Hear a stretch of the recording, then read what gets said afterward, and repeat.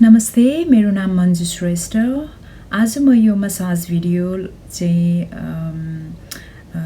धेरैजसो महिलाहरूमा हुने महिनावारी जुन हाम्रो मासिक धर्म पनि भनिन्छ, मासिक धर्ममा हुने यो प्रब्लमहरू छ, जस्तै ढाड दुख्ने, पछाडिको लोर तलपट्टिको ढाड दुख्ने, अनि एकदम पेटमा एकदमै पेन हुने, अब कति जसोलाई चाहिँ काम गर्नु पनि गाह्रो हुने, धेरै उभियो भने धेरै झर्ला जस्तै हुने, यस्तो किसिमको धेरै समस्याहरू मैले आफ्नो यो काम गर्दाखेरि सुन्न पाएँ। किनकि म अब वेलनेस इन्डस्ट्री र फिटनेस इन्डस्ट्रीमा काम गर्ने भएको हुनाले धेरै दिदीबहिनीहरूले चाहिँ जस्तै अब एक्सर्साइज पनि गर्नु नसक्ने, अब उनीहरूलाई गर्नु नसक्ने भन्दा पनि उनीहरूको अलरेडी माइन्ड सेट चाहिँ कस्तो भने एक्सर्साइज गर्यो भने चाहिँ झन् वर्स होला कि भन्ने त्यस्तो खालको माइन्ड सेट हुने। अनि यो मसाजहरू भन्ने कुरा उहाँहरूलाई अब त्यति थाहा पनि, मतलब मसाजले पनि हेल्प गर्छ होला भन्ने कुरा उहाँहरूलाई त्यति थाहा नभएर पनि होला।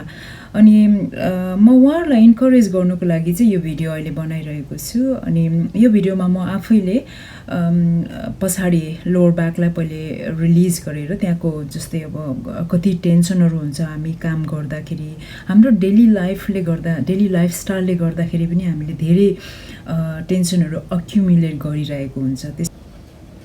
अनि अर्को कुरा चाहिँ तपाईँको कामको नेचरले पनि हुन्छ, जस्तै अब होल डे डेस्कमा बस्नुपर्ने हो कि, जस्तै अब कतिपय अब रेस्टुरेन्टमा काम गर्ने मान्छेहरू स्ट्यान्डिङ जब हुन्छ, लाइक 12 to 14 आवर्स होइन।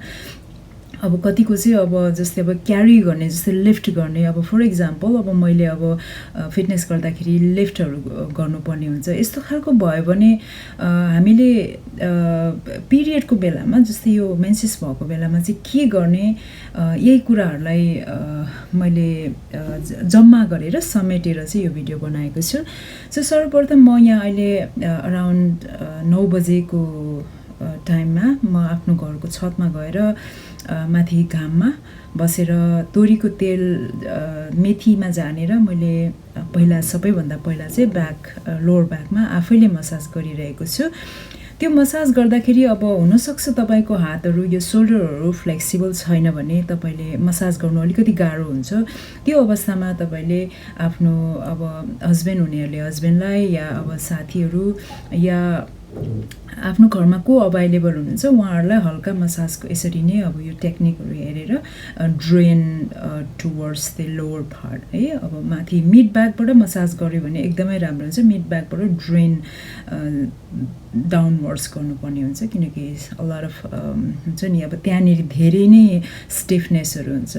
अब यदि प्रोफेसनल मसाज गर्न जानुहुन्छ भने, या अब तपाईँलाई अब कन्भिनियन्ट छैन घरमा मसाज गर्नु भने, तपाईँ अब 30 मिनटको लागि कसैलाई मसुसलाई बोलाएर हुन्छ, या अब मसाज सेन्टरमा गएर हुन्छ कि त्यसरी मसाज गर्नु राम्रो हुन्छ। अनि यो मसाज गर्ने बेला चाहिँ जस्तै अब तपाईँले पिरियड अब 2-3 दिन पछाडि आउँदैछ भन्ने थाहा भयो भने तपाईँले 2-3 दिन अगाडि नै आफ्नो बडीलाई चाहिँ प्रिपेयर गरिराख्ने है, मसाज गरेर।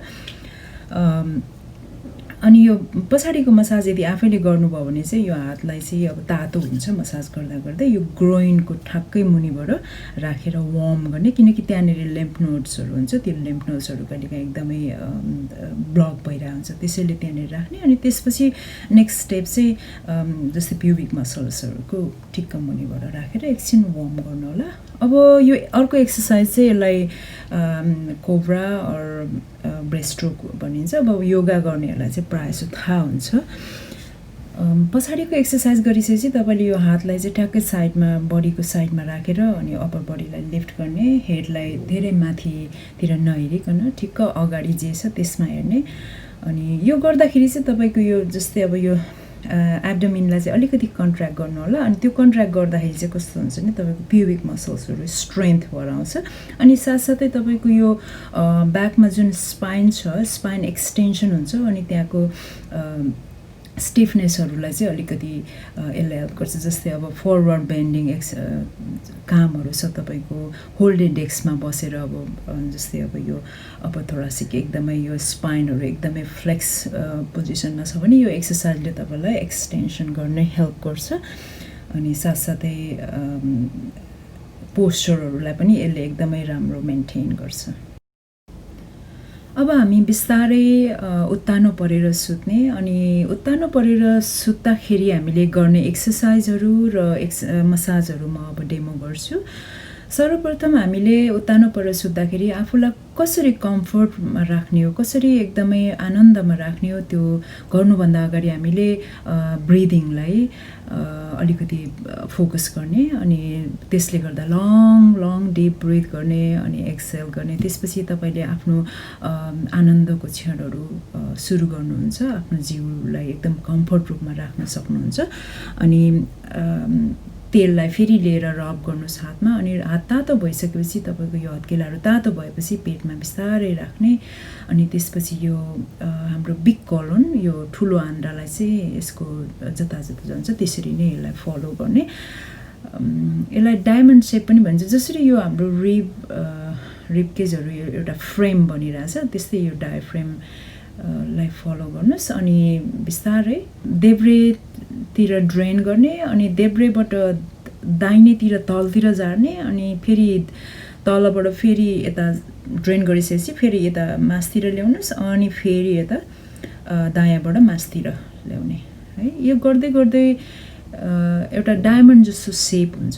डायमन्ड जस्तो सेपमा चाहिँ जहिले पनि देब्रे तलबाट हामीले यता जुन लोवर एब्डोमिनतिर लाँदाखेरि चाहिँ पुरै ड्रेन फिल गर्ने, अनि फेरि तलबाट माथि आउँदा चाहिँ फेरि बिस्तारै लिफ्ट गर्ने।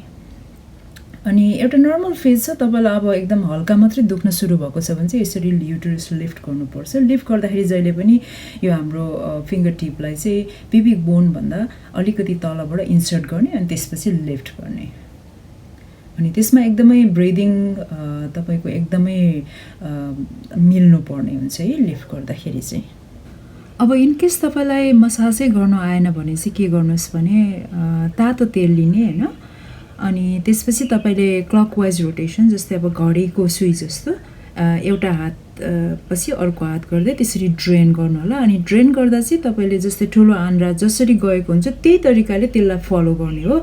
अनि जहिले पनि ड्रेन गर्दाखेरि लामो सास तान्नुहोस्, अनि एक्सेल जब सास फाल्नुहुन्छ त्यति बेला चाहिँ तपाईँले डिप यसलाई हातलाई थिचेर चाहिँ ड्रेन गर्ने हो है। यो मुभमेन्टहरू इन्भल्भ गर्नुको कारण चाहिँ मैले अगाडि पनि भनिसकेको छु, यो मसाज र एक्सर्साइजहरू चाहिँ कन्स्टिपेसनको लागि पनि हेल्प गर्छ। अनि कन्स्टिपेसनको लागि चाहिँ मैले सानो आन्द्रालाई रिलिज गर्नुको लागि अकुप्रेसर पोइन्ट मसाज पनि यसमा राखेको छु, राम्ररी हेर्नु होला। तपाईँलाई 2 दिन 3 दिनसम्म पनि अब यदि दिशा लागेन भने यो मसाजले तपाईँलाई धेरै हेल्प गर्छ। पिरियडको जुन एउटा इस्यु छ हाम्रो यो दिदीबहिनीहरूमा, त्यस्तै कन्स्टिपेसनको पनि एकदमै धेरै इस्युजहरू छ। स्पेसली हामी यो सिटी लाइफमा बस्ने मान्छेहरू कस्तो हुन्छ भने हाम्रो दिन रात त्यति मतलब पनि हुँदैन। अब कतिको राति 12-1 बजीसम्म काम हुन्छ। अब रेस्टुरेन्ट लाइन बार लाइनमा काम गर्ने मान्छेहरूको चाहिँ अब 5-6-7 बजीसम्म बिहान काम हुन्छ। त्यही भएर यो लाइफस्टाइल होइन, हाम्रो इन्भाइरोमेन्टल फ्याक्टरहरू हुन्छ होइन, पोल्युसनहरू, sound pollution, everything it matters. अनि यो कुराहरूले चाहिँ हाम्रो इन्टरनल हेल्थमा, हाम्रो स्वास्थ्यमा चाहिँ धेरै नै भूमिका खेलिरहेको हुन्छ। यो एकैचोटि देखिँदैन सुरुमा, अब 5 वर्ष 10 वर्ष काम गर्दै गर्दै जाँदाखेरि अब त्यसरी हाम्रो स्वास्थ्यमा चाहिँ इफेक्ट परिरहेको हुन्छ।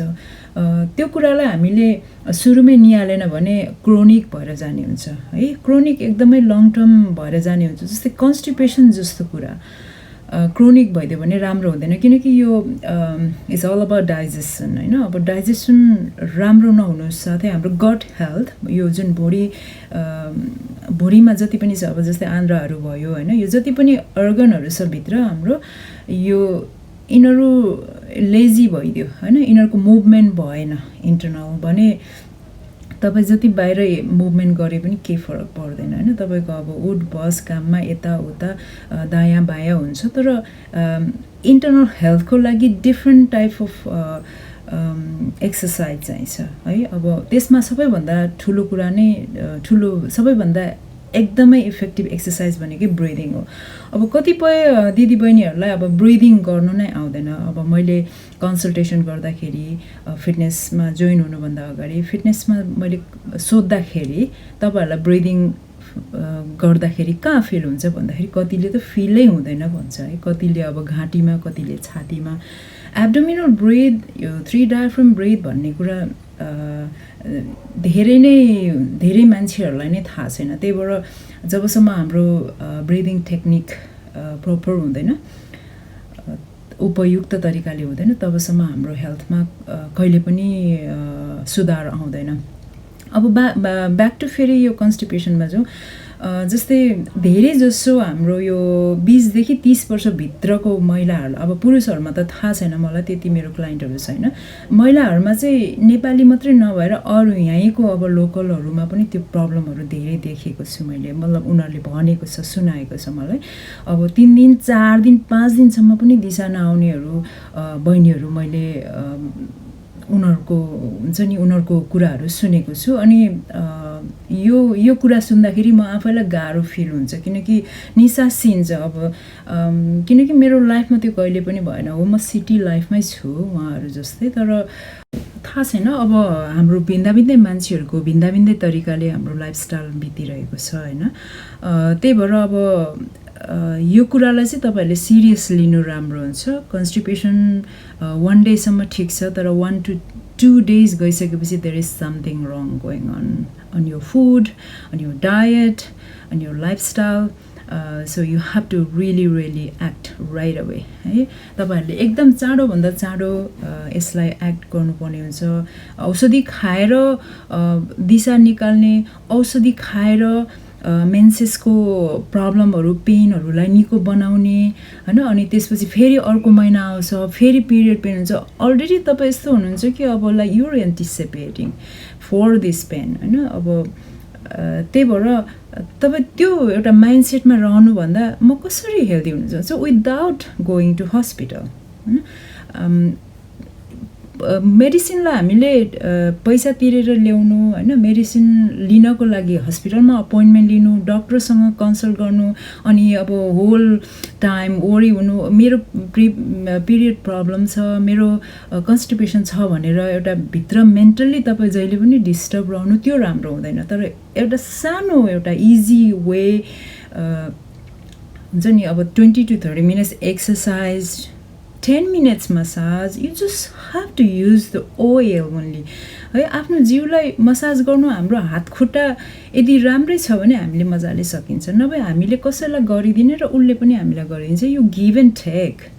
अनि त्यति नै हो, हामीले आफ्नो जिउलाई पहिला केयर गर्नु पर्यो। आफ्नो जिउलाई केयर गरेन भने तपाईँले जति नै सुकै कमाउनुहोस्, तपाईँको काम जतिसुकै राम्रो होस्, तपाईँको बस एकदमै राम्रो होस्, इट डजन्ट म्याटर। किनकि बस भनेको जबसम्म तपाईँ काम गर्नुहुन्छ, जबसम्म तपाईँ लोयल हुनुहुन्छ।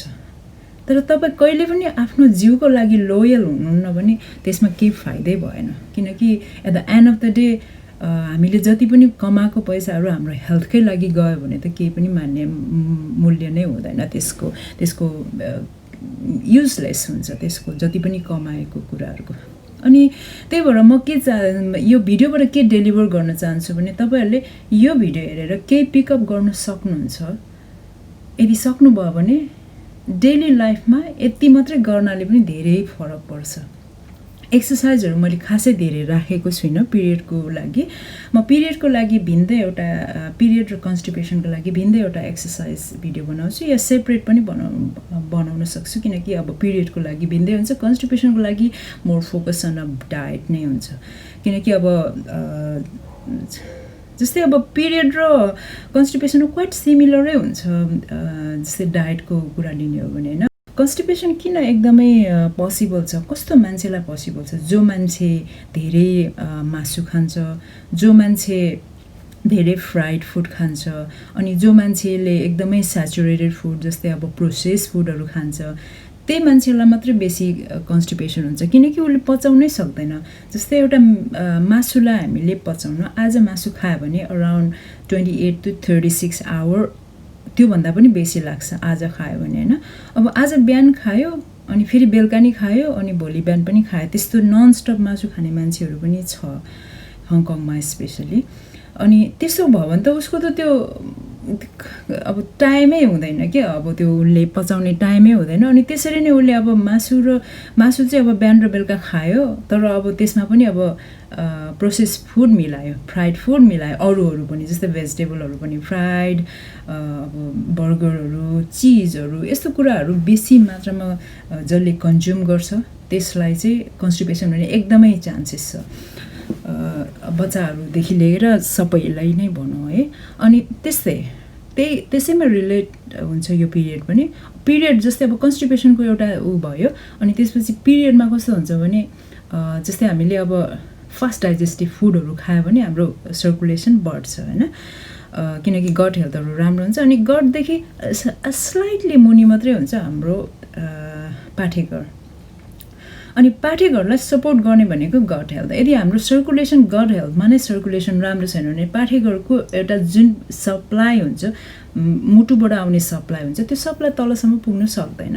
हो, सप्लाई हाम्रो सेन्ट्रल नर्भस सिस्टम जस्तै अब स्पाइनल कर्डबाट पनि हुन्छ होइन। अब नर्भस सिस्टमको सप्लाई अनि ब्लडको supply it's completely different things होइन।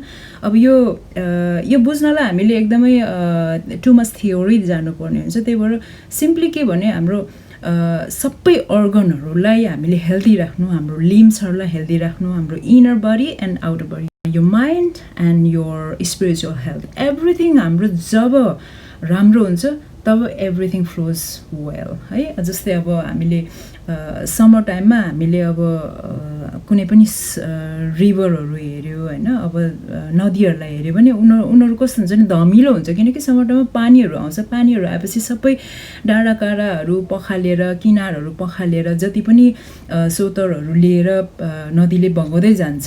त्यस्तै हाम्रो सिस्टम पनि भित्र त्यस्तै हुन्छ। त्यही भएर हामीले कहिलेकाहीँ यसलाई हुन्छ नि फ्लस गर्नुपर्ने हुन्छ। अनि फ्लस गर्नु एउटै मात्रै बाटो के छ भने फास्टिङ। अब फास्टिङको लागि चाहिँ कस्तो छ भने तपाईँ इन्टरमिडियन्ट फास्टिङ हुन्छ नि, एउटा लाइक 7 days, 3 weeks, 2 weeks, किटो फास्टिङ, त्यस्तो फेसनमा जानै पर्दैन। तपाईँले सिम्पल फास्टिङ जस्तै हाम्रो हिन्दू धर्मअनुसार व्रत लिने भन्छ। अब हप्तामा एकचोटि व्रत लिने होइन, हप्तामा एकचोटि व्रत लिएर तपाईँले हुन्छ नि जिउलाई क्लिन्स गर्यो भने तपाईँको एउटा स्पिरिचुअल अवेरनेसहरू पनि बढ्छ, साथसाथै तपाईँको हेल्थ पनि हप्तामा एकचोटि क्लिन्स भएर जान्छ। अब मेसिनहरूलाई त हामीले हप्तामा एकचोटि हुन्छ नि क्लिन गर्छ, इन्टरनल एक्सटर्नल भने हाम्रो जिउ इज मोर देन मेसिन है। त्यही भएर हामीले जति हाम्रो हेल्थलाई, जस्तै हप्तामा अब काम छैन तपाईँको, तपाईँ एउटा हाउसवाइफ हुनुहुन्छ भने तपाईँले हप्ताको 2 दिन क्लिन गर्नुहोस्।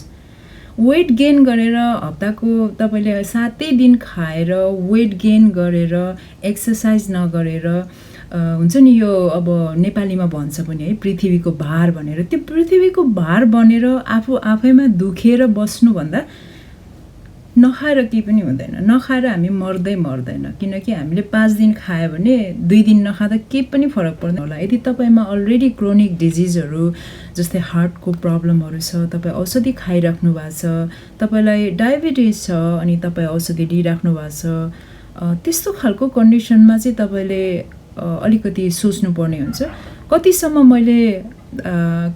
मैले डायट लो गर्न सक्छु। जस्तै लो क्यालोरी गर्नु छ, क्यालोरी डिफिसिट सबैभन्दा राम्रो नै क्यालोरी डिफिसिट। क्यालोरी डिफिसिट भनेको तपाईँले जस्तै आज दिनभरि तपाईँ घरमा हुनुहुन्छ, तपाईँको छुट्टी छ भनेपछि तपाईँले धेरै क्यालोरी बर्न गर्नुहुन्न आज। त्यस्तो हो भने तपाईँले जस्तै 1200 क्यालोरी बेसिक क्यालोरी मात्रै कन्ज्युम गर्ने। 1200 क्यालोरी भनेको तपाईँले अलमोस्ट बिहान ब्रेकफास्ट गर्दाखेरि लो गर्ने, अनि दिउँसो तपाईँले फ्रुट डायट गर्ने, अनि फ्रुट डायट गरेपछि तपाईँले इभिनिङमा एउटा कन्जीहरू खाएर गर्दाखेरि ठिक्क हुन्छ।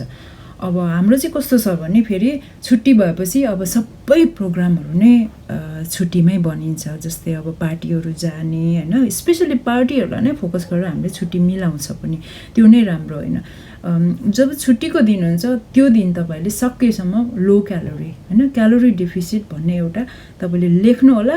मेरो छुट्टीको दिन चाहिँ म एकदमै लो क्यालोरीमा बस्छु, तपाईँले यसलाई फास्टिङ या व्रत बस्ने भनिराख्नै पर्दैन, त्यति गर्दाखेरि हुन्छ।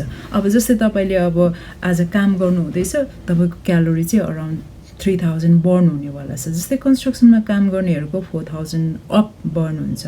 त्यस्तो केसमा चाहिँ तपाईँले मजाले लोड गर्नुपर्ने हुन्छ, तर क्लिन डाइट गर्ने। अब किनकि यदि तपाईँ बिरामी हुनुहुन्छ, इलनेसमा छ, अब मेडिकेसन गोइङ अन भने तपाईँले सकेसम्म एकदमै क्लिन फुड खाएर त्यसलाई ब्यालेन्स गर्नुपर्ने हुन्छ। त्यति बेला चाहिँ तपाईँले फेरि डाइटमा जानु हुँदैन, फास्टिङमा जानु हुँदैन। यो कुराहरू सबैलाई ध्यान गरेर नै मैले यो अहिले बोलिरहेको छु। जुन पनि कुराहरू एउटा नयाँ कुरा गर्दाखेरि नयाँ काम गर्नु जानु भइरहेको छ, तपाईँको आफ्नो लाइफस्टाइल चेन्ज गर्नु जानु भइरहेको छ भने तपाईँले जहिले पनि एक्सपर्टिजसँग कुराहरूको सल्लाहहरू लिनुहोला। जस्तै अब डायटिसियनहरू हुन्छ, न्युट्रिसन हुन्छ तपाईँको छेउमा, तपाईँको डक्टरहरू हुन्छ होइन, उहाँहरूले पनि तपाईँलाई सजेस्ट गर्नुहुन्छ मैले के गर्दा राम्रो हुन्छ भनेर। तर कहिले पनि आफ्नो यो आफूलाई पेन भइरहेछ, आफूलाई टोइलेट लागेको छैन, आफूलाई माइग्रेन भइरहेछ होइन, यस्तो यस्तो थुप्रै कुराहरू भइरहेछ नि, सफर गरेर कहिले पनि नबस्नु होला। किनकि सफर जति गर्दै बस्छ हामीले कसैलाई भन्दैनौँ, क्रोनिक फेजमा पुग्छ। जब क्रोनिक फेजमा पुग्छ त्यसपछि अनि हामीलाई pain is all about my life भन्ने कुराको बोध हुन थाल्छ। त्यो नै सबैभन्दा फेलियर हो। हामी आफू फेलियर भइसकेपछि हामीले कुनै पनि कुराहरू अचिभ गर्नु सक्दैन, no matter how much money we have in our hand. त्यस्तो धेरै क्लाइन्टहरू मसँग थियो, मैले यस्तो धेरै क्लाइन्टहरू मैले भोगेको छु। उहाँहरूको आफ्नो आफ्नो दुःख पीडाहरू मैले सुनेको छु। उहाँहरू अब सम्पन्न परिवारमा भएर पनि त्यो दुखेको उहाँहरूले सहँदाखेरि मलाई एकदम गाह्रो फिल हुन्थ्यो। त्यसैले यसको पार्ट हामी नबनौँ र मेरो यो भिडियो मेसेज पनि यही हो।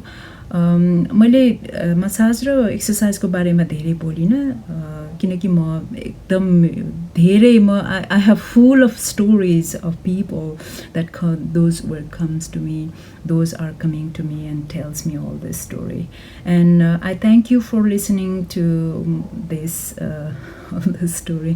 अनि म तपाईँहरूलाई धेरै धेरै धन्यवाद दिन चाहन्छु मेरो भिडियो हेरिदिनु भएकोमा। अनि यदि तपाईँको कोही साथीहरू छ भने पनि यो भिडियोलाई सेयर गरिदिनुहोस्, किनकि कुनै पनि कुरा देखेर हामीले सिक्न पनि सकिन्छ या सुनेर सिक्न पनि सकिन्छ। त्यसैले मेरो भिडियोलाई सब्सक्राइब गरिदिनु होला अनि मेरो भिडियोलाई सेयर गरिदिनुहोस्। अनि उहाँहरूले पनि यो भिडियोबाट धेरै बेनिफिटहरू लिनुहुन्छ भन्ने मलाई आशा छ।